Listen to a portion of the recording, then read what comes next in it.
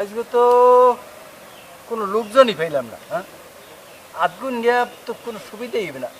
ঠিক করি ফাটকে ফুটকে দিয়ে আধগুন নেবার লাভ, যা সব গণি টুনি, হ্যাঁ তো ফলে না কেউ। তো কত জায়গায় বাইর খাওয়া লাগে, কত মানুষের মন্দ শোনা লাগে। এই ব্যবসা কি বাদ দেবো না কি করবো?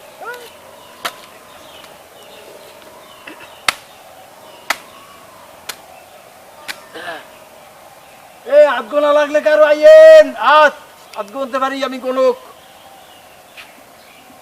এইটা একটু বেটা আইতে লাগবে।